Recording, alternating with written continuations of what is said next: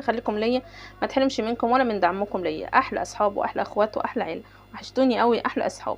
قلت لنا النهارده ايه يوميات سحر، عملت لكم صينيه فراخ بالصوص طعمها تحفه جميل جدا.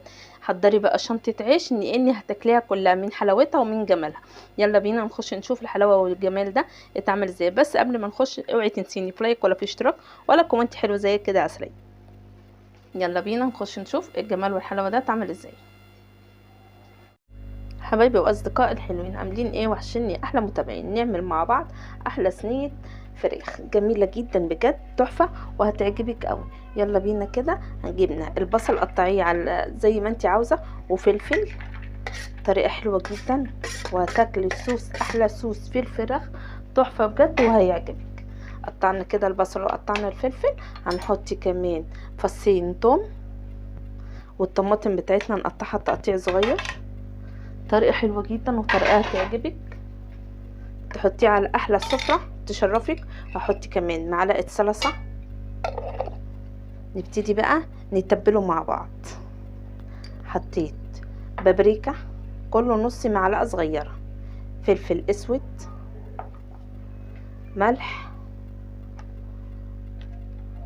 بهارات، بصل بودر، توم بودر حلوة جدا، شوية كمان كمون صغيرين كده. وابتدي كده اقلب كل ده مع بعض. طريقة حلوة جدا هتعجبك. وكمان ربع عود قرفة بيخلي بصي الصينية تروح في حتة تانية خالص. نبتدي نقلب كل ده مع بعض، سهلة وبسيطة ومش هتاخد منك اي وقت وحلوة اوي. كل ده هحطه في الفرن. انا دلوقتي مولعة الفرن على 180 تمام كده، وهحط لها اي حاجة. كل اللي احنا حطيناه ده حاجة حلوة قوي. شوية رز بقى ابيض، شوية رز بشعرية، يا سيدي يا سيدي فعلا على الجمال وعلى الحلاوة. قلبنا التوابل بتاعتنا. هنجيب الفراخ تحت الجلد كده واحط. هتعجبك قوي لانها فعلا ممتازة بجد حلوة قوي. وابتدي ارص الفراخ بتاعتي واحط فيها الخلطة اللي احنا حاطينها دي. طريقة حلوة قوي والله ما هتاخد منك اي وقت.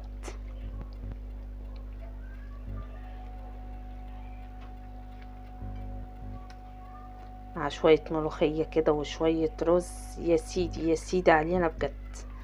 طريقة حلوة ما خدتش معانا اي وقت اهي.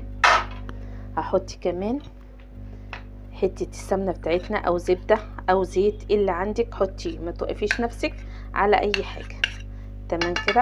واحلى صينية عملناها ما خدتش معانا اي وقت.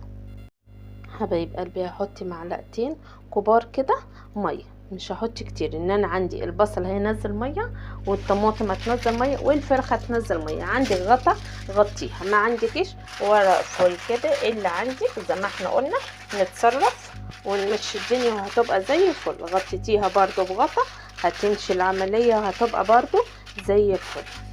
دلوقتي هنحطها في البوتاجاز. انا مولعاه زي ما انا قلت لكم على 180 والفرن سخنه، وهحطها ولما تطلع نشوفها مع بعض. احلى صينيه فراخ بالطماطم والبصل تحفه بجد.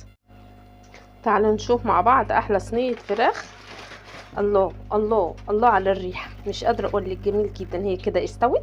هبتدي بقى اخدها على السويه كده، اخد منها كده عشان خاطر تحمر وتبقى شكلها حلو. الله الله على الريحه بجد. حضري بقى شنطه عيش بجد عشان هتاكل صوابعك وراها. تمام كده كده حلو قوي. هحطها بقى فوق على الشوايه عشان خاطر تاخد كده شكل حلو كده وتحمر. تمام كده شكلها صراحه جميل جدا ومشهي تحفه بجد. حبايب قلبي ايه رايكم في الصينيه بتاعتي؟ جميله جدا، الشكل خرافه والطعم مش قادره اقولك عليه. جميله جدا والريحه يا نهار ابيض، مش قادره اقولك على الريحه. اكيد شمينها وشايفين الريحه تحفه بجد والشكل خرافه. انا كده وصفتي خلصت واقول لكم لا اله الا الله سيدنا محمد رسول الله. السلام عليكم ورحمه الله وبركاته.